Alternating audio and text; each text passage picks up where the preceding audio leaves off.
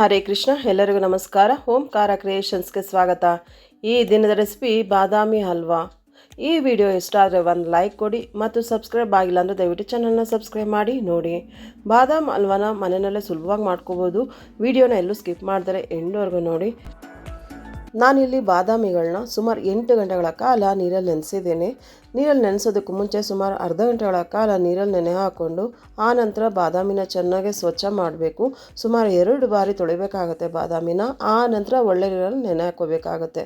ಇಲ್ಲಿ 8 ಗಂಟೆಗಳ ಕಾಲ ನೆನೆಸಿ ನಾನಿಲ್ಲಿ ಸಿಪ್ಪೆ ತೆಗಿತಾ ಇದ್ದೀನಿ.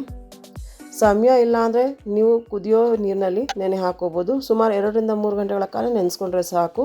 ನಾನಿಲ್ಲಿ ಇನ್ನೊಂದು ವಿಧಾನದಲ್ಲಿ ಬಾದಾಮಿ ಸಿಪ್ಪೆನ ತೆಗೆಯೋದು ಹೇಗೆ ಅಂತ ತೋರಿಸ್ತಾ ಇದ್ದೀನಿ. ಒಂದು ಚಿಕ್ಕ ಬಾಣಲೆಗೆ ಸುಮಾರು 1 ಲೀಟರಷ್ಟು ನೀರನ್ನು ಹಾಕ್ಕೊಂಡಿದ್ದೀನಿ. ಸ್ಟವ್ ಹೈ ಫ್ಲೇಮ್ನಲ್ಲಿರಲಿ. ನೀರು ಚೆನ್ನಾಗಿ ಬಿಸಿ ಹಾಕಬೇಕು. ಲಿಡ್ನ ಕ್ಲೋಸ್ ಮಾಡಿ ಸ್ಟವ್ನ ಹೈ ಫ್ಲೇಮ್ ಮಾಡಿದ್ದೀನಿ. ನೀರು ಚೆನ್ನಾಗಿ ಬಿಸಿ ಹಾಕಬೇಕು. ಈಗ ಚೆನ್ನಾಗಿ ಬಿಸಿ ಆಗಿದೆ. ಈಗ ನೆನೆಸಿರೋ ಅಂತಹ ಬಾದಾಮಿಗಳನ್ನ ಹಾಕ್ಕೋಬೇಕಾಗತ್ತೆ.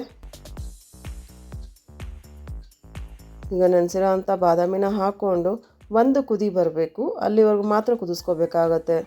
ಒಂದು ಕುದಿ ಬಂದಾದಮೇಲೆ ಸ್ಟವ್ನ ಆಫ್ ಮಾಡಿ ಸ್ವಲ್ಪ ತಣ್ಣಗಾಗಲಿಕ್ಕೆ ಬಿಡಬೇಕಾಗತ್ತೆ. ನಾನಿಲ್ಲಿ 1/4 kg ಬಾದಾಮಿನ ತೊಗೊಂಡಿದ್ದೀನಿ. ಈಗ ಎಲ್ಲ ಬಾದಾಮಿಗಳನ್ನ ಹಾಕ್ಕೊಂಡಿದ್ದಾಗಿದೆ. ಈಗ ಒಂದು ಕುದಿ ಬಂದಿದೆ. ಸ್ಟವ್ನ ಆಫ್ ಮಾಡಿ ಲಿಡ್ನ ಕ್ಲೋಸ್ ಮಾಡಿ ಸುಮಾರು 10 ರಿಂದ 15 ನಿಮಿಷಗಳ ಕಾಲ ಬಿಡಬೇಕು. ಈ ಸಮಯದಲ್ಲಿ ಚೆನ್ನಾಗಿ ಸಿಪ್ಪೆ ತೆಗೆಯುವಷ್ಟು ಚೆನ್ನಾಗಿ ಬೆಂದಿರುತ್ತೆ. ಸಂಪೂರ್ಣವಾಗಿ ಬೇಯಿಸೋ ಅವಶ್ಯಕತೆ ಇಲ್ಲ. ನೋಡಿ, ಈಗ ನಾವು ಸ್ವಲ್ಪನೇ ಪ್ರೆಷರ್ ಹಾಕಿ ಈ ರೀತಿ ಇಸ್ಕಿದ್ರೆ ಸಾಕು, ಬೀಜ ಸಪ್ರೇಟ್ ಆಗುತ್ತೆ. ಬಾದಾಮಿನಲ್ಲಿ ಒಂದು ಸಣ್ಣ ಮೊಳಕೆ ಇರುತ್ತೆ. ನಿಮಗೆ ಆ ಮೊಳಕೆ ಹಾಕೋದಕ್ಕೆ ಇಷ್ಟ ಇಲ್ಲ ಅಂದರೆ ಅದನ್ನು ಸಹ ತೆಗೆದಾಕ್ಬೋದು. ನೋಡಿ, ಸಣ್ಣದಾಗಿ ಒಂದು ಮೊಳಕೆ ಇರುತ್ತೆ, ಅದನ್ನು ತೆಗಿಬೇಕಾಗತ್ತೆ. ಈ ಬಾದಾಮಿನ ಈಗ ಬಸ್ಕೋಬೇಕಾಗತ್ತೆ. ಬಸ್ದು ಚೆನ್ನಾಗಿ ಆ ನಂತರ ಸಿಪ್ಪೆನ ತೆಗಿಬೇಕಾಗುತ್ತೆ. ಈಗ ಎಲ್ಲ ಬಾದಾಮಿಗಳ ಸಿಪ್ಪೆನ ತೆಗೆದಿಟ್ಕೊಂಡಿದ್ದೀನಿ ನಾನು. ಈ ರೀತಿ ನೀರನ್ನು ಬಸ್ದು ಇಟ್ಕೊಂಡು ಸಿಪ್ಪೆ ತೆಗೆದು ಆ ನಂತರ ಮಿಕ್ಸಿ ಜಾರ್ಗೆ ಹಾಕ್ಕೋಬೇಕು.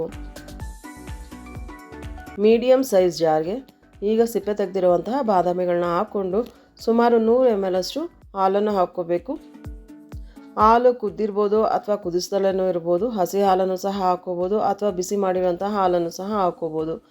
ಹಾಲು ಬಿಸಿ ಆಗಿದ್ರೆ ತಣ್ಣಗೆ ಮಾಡಿ ಹಾಕ್ಕೋಬೇಕಾಗತ್ತೆ. ನೋಡಿ, 100 ಗ್ರಾಮಷ್ಟು ಹಾಲನ್ನು ಹಾಕ್ಕೋತಾ ಇದ್ದೀನಿ. ಮೊದಲಿಗೆ 100 ಗ್ರಾಮಷ್ಟು ಹಾಲನ್ನ ಹಾಕ್ಕೊಂಡು ತರ್ತರಿಯಾಗಿ ರುಬ್ಕೋಬೇಕಾಗತ್ತೆ. ಮೊದಲಿಗೆ ಈ ರೀತಿಯಾಗಿ ಗಟ್ಟಿಗೆ ರುಬ್ಕೋಬೇಕು. ಆ ನಂತರ ಇನ್ನೂ ಸ್ವಲ್ಪ ಹಾಲನ್ನು ಹಾಕ್ಕೊಂಡು ರುಬ್ಕೋಬೇಕಾಗತ್ತೆ. ನಾನಿಲ್ಲಿ ಸುಮಾರು 3 ಕಪ್ನಷ್ಟು ಹಾಲನ್ನು ಬಳಸಿದ್ದೀನಿ ಬಾದಾಮಿ ಹಲ್ವಾ ಮಾಡಲಿಕ್ಕೆ. ಈ ರೀತಿಯಾಗಿ ನುಣ್ಣಗೆ ರುಬ್ಕೋಬೇಕು ಬಾದಾಮಿನ. ಈಗ ಬಾದಾಮಿ ಪೇಸ್ಟ್ ತಯಾರಾಗಿದೆ. ಸ್ಟವ್ ಹೈ ಫ್ಲೇಮ್ನಲ್ಲಿರಲಿ. ಪ್ಯಾನ್ ಚೆನ್ನಾಗಿ ಬಿಸಿ ಹಾಕಬೇಕು. ಬಿಸಿ ಆದ ನಂತರ 2 ಟೇಬಲ್ ಸ್ಪೂನಷ್ಟು ತುಪ್ಪನ ಹಾಕೋತಾ ಇದ್ದೀನಿ. ಚೆನ್ನಾಗಿ ಗ್ರೀಸ್ ಹಾಕಬೇಕು. ತುಪ್ಪ ಎಲ್ಲ ಕಡೆನೂ ಕೋಟಿಂಗ್ ಆದರೆ ನಾವು ಹಾಕುವಂತಹ ಬಾದಾಮಿ ಪೇಸ್ಟ್ ಇದಕ್ಕೆ ಹಾಕಿದ್ರೆ ಅಂಟ್ಕೊಳ್ಳೋದ್ರಿಲ್ಲ. ಆದ ಕಾರಣ ನಾನಿಲ್ಲಿ ಮೊದಲಿಗೆ ತುಪ್ಪನ ಹಾಕ್ಕೊಂಡಿದ್ದೀನಿ. ಈಗ ರುಬ್ಬಿರೋ ಅಂತಹ ಬಾದಾಮಿ ಪೇಸ್ಟ್ನ ಹಾಕ್ಕೋಬೇಕು. ಈ ಕನ್ಸಿಸ್ಟೆನ್ಸಿನಲ್ಲಿ ರುಬ್ಕೊಂಡ್ರೆ ಬಾದಾಮಿನ ಬೇಗ ಹಲ್ವಾ ರೆಡಿ ಆಗುತ್ತೆ. ಇಲ್ಲಾಂದರೆ ತುಂಬ ಹೊತ್ತು ನಾವು ಈ ರೀತಿ ಕೈ ಆಡ್ತಾನೆ ಇರಬೇಕಾಗತ್ತೆ ತುಂಬಾ ತೆಳ್ಳಗೆ ರುಬ್ಕೊಂಡ್ರೆ. ಈ ರೀತಿ ಚೆನ್ನಾಗಿ ಮಿಕ್ಸ್ ಮಾಡ್ಕೋಬೇಕು. ತುಪ್ಪನ ಸ್ವಲ್ಪ ಬೇಯಬೇಕು ಬಾದಾಮಿ ಪೇಸ್ಟ್ ಇಲ್ಲಿ.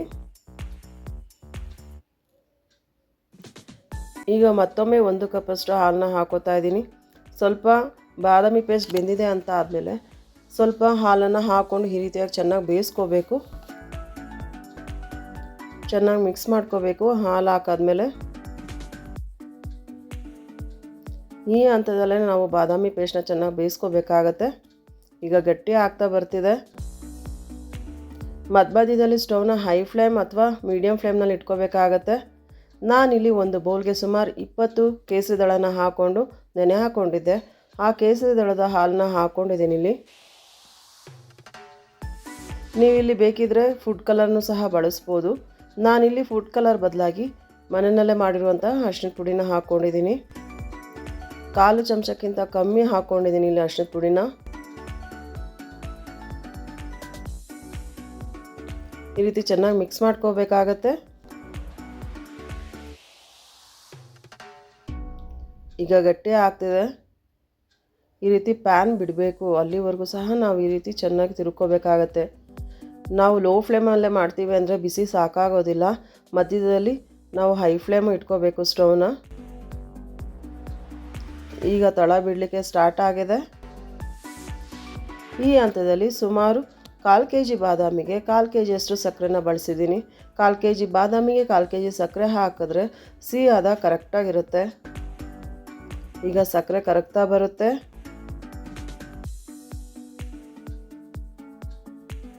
ಈ ರೀತಿ ಚೆನ್ನಾಗಿ ಮಿಕ್ಸ್ ಮಾಡ್ಕೋಬೇಕು.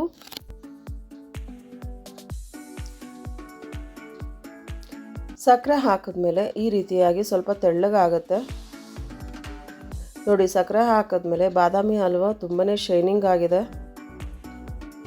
ಈಗ ಸ್ವಲ್ಪನೇ ಗಟ್ಟಿ ಆಗ್ತಾ ಬರ್ತಿದೆ. ಇಲ್ಲೂ ಅಷ್ಟೇ ಸ್ಟವ್ನ ಹೈ ಮತ್ತು ಮೀಡಿಯಮ್ ಮತ್ತು ಲೋ ಫ್ಲೇಮಲ್ಲಿ ಇಟ್ಕೋಬೇಕಾಗತ್ತೆ. ಈ ರೀತಿ ಸ್ವಲ್ಪ ಗಟ್ಟಿ ಆಗ್ತಾ ಬರ್ತಿದೆ. ಬಾದಾಮಿ ಹಲ್ವ ಅದಕ್ಕೆ ಬಂದಾಗ ಸುಮಾರು ಅರ್ಧ ಚಮಚದಷ್ಟು ಏಲಕ್ಕಿ ಪುಡಿನ ಹಾಕೋಬೇಕು. ಆ ನಂತರ 2 ಟೇಬಲ್ ಸ್ಪೂನಷ್ಟು ತುಪ್ಪನೂ ಸಹ ಹಾಕ್ಕೊಂಡಿದ್ದೀನಿ ಇಲ್ಲಿ. ನೀವೇನಾದರೂ ತುಪ್ಪ ತಿನ್ನಲಿಕ್ಕೆ ತುಂಬಾ ಇಷ್ಟಪಟ್ಟಲ್ಲಿ ಇನ್ನೂ 2 ಚಮಚದಷ್ಟು ತುಪ್ಪನ ಹಾಕೋಬೋದು. ಈಗ ಏಲಕ್ಕಿ ಪುಡಿ ಮತ್ತು ತುಪ್ಪನ ಹಾಕ್ಕೊಂಡಾಗಿದೆ. ಈಗ ಚೆನ್ನಾಗಿ ಮಿಕ್ಸ್ ಮಾಡ್ಕೋಬೇಕಾಗತ್ತೆ. ಬಾದಾಮಿ ಹಲ್ವ ತಿನ್ನಲಿಕ್ಕೆ ಈ ಹದದಲ್ಲೂ ಸಹ ಬಹಳ ಚೆನ್ನಾಗಿರುತ್ತೆ. ನೀವೇನಾದರೂ ಇಷ್ಟಪಟ್ಟಲ್ಲಿ ಇನ್ನೂ ಸ್ವಲ್ಪ ಗಟ್ಟಿನೂ ಸಹ ಮಾಡ್ಕೋಬೋದು. ನಾನಿಲ್ಲಿ ಇನ್ನೂ ಸ್ವಲ್ಪ ಗಟ್ಟಿ ಮಾಡ್ಕೋತೀನಿ, ಸ್ವಲ್ಪ ಥಿಕ್ನೆಸ್ ಚೆನ್ನಾಗಿರಲಿ ಅನ್ನೋ ಕಾರಣಕ್ಕೆ. ಆದ್ದರಿಂದ ಇನ್ನೂ ಸುಮಾರು 5 ನಿಮಿಷಗಳ ಕಾಲ ಚೆನ್ನಾಗಿ ಬೇಯಿಸ್ಕೊತೀನಿ. ಇಲ್ಲಿ ತಳ ಬಿಟ್ಟು ಬರಬೇಕು. ಪ್ಯಾನ್ನ ಚೆನ್ನಾಗಿ ಬಿಟ್ಟು ಬಂದರೆ ಬಾದಾಮಿ ಹಲ್ವ ಚೆನ್ನಾಗಿ ಬೆಂದಿದೆ ಅಂತ ಅರ್ಥ. ನೋಡಿದ್ರಲ್ಲ, ಬಾದಾಮಿ ಹಲ್ವನ ಮನೆಯಲ್ಲಿ ಎಷ್ಟು ಸುಲಭವಾಗಿ ಮಾಡ್ಕೋಬೋದು ಅಂತ. ನೀವು ಸಹ ಮನೆಯಲ್ಲಿ ಟ್ರೈ ಮಾಡಿ ಹೇಗೆ ಬಂತು ಅಂತ ಕಮೆಂಟ್ ಸೆಕ್ಷನಲ್ಲಿ ತಿಳಿಸಿ. ಈ ವಿಡಿಯೋ ಇಷ್ಟ ಆದರೆ ನಿಮ್ಮ ಸ್ನೇಹಿತರಿಗೂ ಸಹ ಶೇರ್ ಮಾಡಿ. ಈ ವಿಡಿಯೋ ನಿಮಗೆ ತುಂಬಾ ಇಷ್ಟ ಆಯಿತು ಅಂತ ಭಾವಿಸ್ತೇನೆ. ಇಷ್ಟ ಆಗಿದರೆ ಒಂದು ಲೈಕ್ ಕೊಡೋದನ್ನು ಮಾತ್ರ ಮರಿಬೇಡಿ. ಬಾದಾಮಿ ಹಲ್ವನ ಮನೆಯಲ್ಲಿ ನಡೆಯುವಂಥ ಸಣ್ಣ ಪುಟ್ಟ ಫಂಕ್ಷನ್ಸ್ಗೂ ಸಹ ಮಾಡ್ಕೋಬೋದು. ಮತ್ತು ಮಕ್ಳಿಗಂತೂ ಬಾದಾಮಿ ಹಲ್ವ ಮಾಡಿಕೊಟ್ರೆ ತುಂಬಾ ಇಷ್ಟಪಟ್ಟು ತಿಂತಾರೆ. ಈಗ ಬಾದಾಮಿ ಹಲ್ವ ಸವಿಯಲು ಸಿದ್ಧ ಆಗಿದೆ. ಸಬ್ಸ್ಕ್ರೈಬ್ ಆಗಿರೋ ನಿಮ್ಮೆಲ್ಲರಿಗೂ ಧನ್ಯವಾದಗಳು. ಸಬ್ಸ್ಕ್ರೈಬ್ ಆಗಿಲ್ಲ ಅಂದರೆ ದಯವಿಟ್ಟು ಚಾನಲ್ನ ಸಬ್ಸ್ಕ್ರೈಬ್ ಮಾಡಿ ಮತ್ತು ಲೈಕ್ ಮಾಡಿ, ಶೇರ್ ಮಾಡಿ ಹಾಗೂ ಕಮೆಂಟ್ ಮಾಡಿ. ಪಕ್ಕದಲ್ಲಿರುವ ಬೆಲ್ ಐಕನ್ನ ಕ್ಲಿಕ್ ಮಾಡಿ. ಇದರಿಂದ ನಾನು ಮಾಡುವಂಥ ಹೊಸ ವಿಡಿಯೋ ನೋಟಿಫಿಕೇಷನ್ ನಿಮಗೆ ಬೇಗ ತಲುಪುತ್ತದೆ. ಈ ವಿಡಿಯೋ ವೀಕ್ಷಿಸಿದ ನಿಮ್ಮೆಲ್ಲರಿಗೂ ಧನ್ಯವಾದಗಳು. Thank you for watching. Hare Krishna.